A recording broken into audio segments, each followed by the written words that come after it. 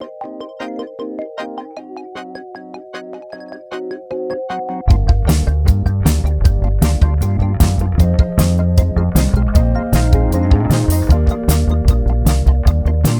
may be wondering why we have a chalkboard right here. Well, the reason is because I'm going to be writing on it. This is an educational series that I plan on doing weekly and posting those out to everyone. And I'm talking about filmmaking and specifically on creativity and directing and how you can be an artist in your movies. So the topic of today's video is something that has been talked about a lot, and it's like one of the coolest things that filmmakers have in their arsenal, and that is called a oner or a long take or whatever other name that explains it. There's a lot of techniques that I've had to learn because it's so cool. It's just something that filmmakers always want to, like, we're all obsessed with it. It's just kind of one of those things that it's just that cool. Using the camera kind of like a video game or like real life, just this one perspective that glides through a scene. I'm going to throw out my favorite example of a oner. That's from Touch of Evil. That's an Orson Welles film. He's my favorite director. And the film opens with this unbelievable shot that's used on a crane connected to a dolly. And it starts off introducing a bomb with this, I believe it's a close-up, and it moves through an entire city. The entire city is blocked with this camera moving, no cuts or anything. So that means it's one setup that goes all the way across a city block, down through the city, following these characters, goes all the way until the bomb pays off with an explosion. So not only is it great writing, but it's a great example of awesome cinematography. Another example of a more subtle kind, which is called the Spielberg oner, is from Jaws, one of the best movies ever, probably, especially for filmmakers because it's so inspiring how they made that thing. But specifically the shot, it moves because it's in this little ferry that goes around the bay from one end to the other. And the dialogue is paced so meticulously that as they continue throughout the scene, by the end of it, they finish the dialogue and the ferry has reached the end of the harbor. The scene never loses tension. It never stops building, but it continues throughout the whole thing using just the dialogue and just the simple composition. So I've attempted several oners throughout movies that I've made. One film I was DPing on for a friend. It was kind of improvised, like we didn't have a storyboard. He kind of asked me to do it last minute, which is cool. But the problem was we had no preparation. And there was this long scene of party that then goes into dialogue. And honestly, if we wanted to do proper coverage of this, it would have taken a whole 12-hour shoot. And we wanted to get it done in like, I don't know, 4 hours. That's the nicest thing about using this technique with film, is that you can cover a whole array of coverage with one shot and one setup. So instead of doing 10 shots and 5 to 10 takes of each shot, you could do one shot and maybe even 20 takes of that same shot and get all that coverage in one. Problem is the script wasn't really written for something like this, so we had to just make it work. So, I mean, this is a good point to make, that the writing has to complement the cinematography. So if you're doing a shot, if you're going for a shot that doesn't complement your script and the story, then it's never gonna work. Okay, so as you probably could tell, I did not stop with that shot. I mean, it had some good elements here and there. There's some stuff to learn from. There was a good amount of mistakes. The script didn't work with the shot. So that was the biggest thing.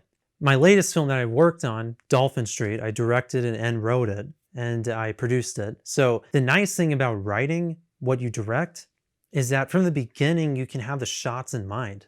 So I wrote this scene to feel like, kind of like a Raging Bull drama, like Rocky, these 70s, 80s films that were very dramatic, heavily inspired it. And the thing I noticed about those was the camera is heavy and it's locked down and it's moving with the characters, but it is pensive almost. Like the way that the camera moves, everything is calculated. So I really wanted to try that. And that brings me to my next example. This one I'm a little more proud of. It's supposed to be more the Spielberg oner. So you don't notice it as much, but it's there. I'm hoping that nobody even thinks about it, that there's no cuts. Because really, I'm just trying to get everyone grounded. So it can make the thing feel real. Because in real life, there aren't cuts between moments. You know, we only have one perspective. So the audience is kind of able to get this kind of like play feel, which the whole scene we shot from one perspective. We never break the fourth wall. And we use that to give it like a theatrical kind of dramatic play feeling. Originally, the scene was based off of like Streetcar Named Desire, which is like that is from a play, and it's filmed like a play, and the acting is theatrical. So I kind of wanted to imitate that. And one of the ways to do that is limit your cuts. It makes it a little less cinematic, a little more theatrical. So let's take a look at that scene. We start off with a basic wide that pushes into kind of like a medium wide. I'm going to kind of diagram this for everybody so we can kind of take a look.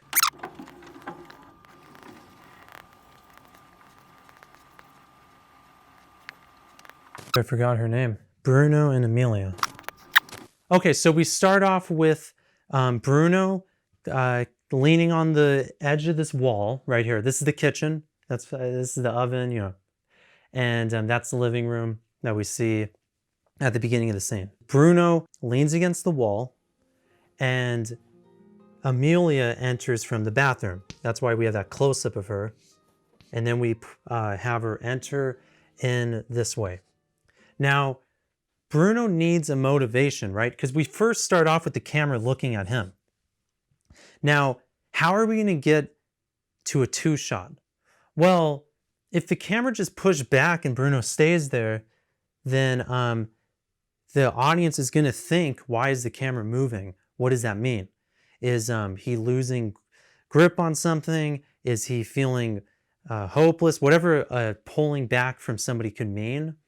Paired with his expression as an actor. You can't have the camera move on its own unless it has a meaning within the story. Right here, there's no meaning. Well, that's where the writing comes into place.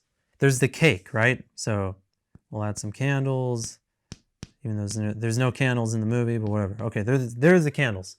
And that is now his motivation, right? He says red velvet.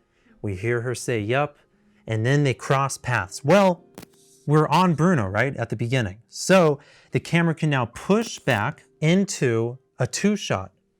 Well, I love two shots. To me, those are my favorite, especially if they're like just kind of like a cowboy framing or kind of medium shot. Now, of course, this aspect ratio makes it a little harder. We have this nice two shot that we pulled in after introducing the character in his setting. So that's nice, but how are we gonna make this more interesting? Well, let's keep watching. So before we get to the two shot, I do something to kind of mix it up.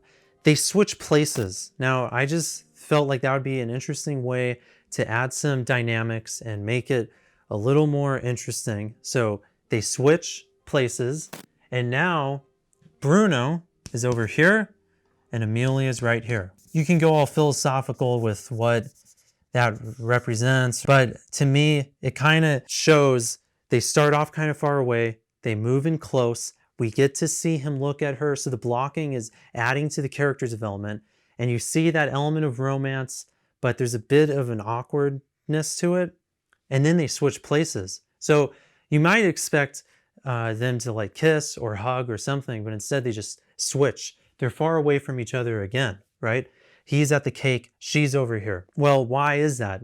I mean, if you look at the dialogue, she's upset. He forgot her anniversary. So this distance is important. If we start off with them being close together, when they finally do come close together, it doesn't actually pay off. Now that they're far apart, the camera stays in this two shot for quite a bit. So now we have an element of blocking. This was just basic direction that, okay, you lean in at this line. There's so many ways to interpret a word like what. He says it twice too. Well, the way to make it seem a little bit more romantic is we'll lean in when you say the what. So it's like, oh, okay. It's like a teasing, right? He's coming closer. So it finally pays off. They've been separated for the first part of this scene, and now they're closer, and the camera is just a little tighter and moves in. So we kind of stay in this two shot, right? Keep it simple. The camera movement's minimal. It stays in one place. And once Amelia heads to the kitchen, we are on her and Bruno's gone. So now that Amelia is here and the music starts to play, we can push in. Now, why is that? Why can we push in here, but not in the beginning? Well, the camera movement needs meaning. And finally, there is an appropriate time to use that meaning. We're pushing in on her. It's just more dramatic, right? She's hearing this beautiful song that Bruno's playing for her. So let's make it a little more intense, right? Let's come into her space even more. Let's become closer to that. And that's the end of the shot. So that's about a minute and a half shot. But the thing is, that took us, I want to say, 4 hours to get. It was the first shot of the day. And I'll tell you, I know I said doing a oner is going to make things easier, but sometimes it doesn't. So make sure you practice a lot. For that shot, we had a basic slider. I think it's the Rhino slider. It's about 4 feet maybe.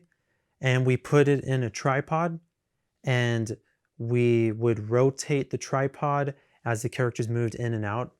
And the slider's not even designed for that. You'll see it, if it wasn't cropped, you would see the end of the slider in the shots. But it worked out, especially with the crop. And that's just kind of the things that you have to do.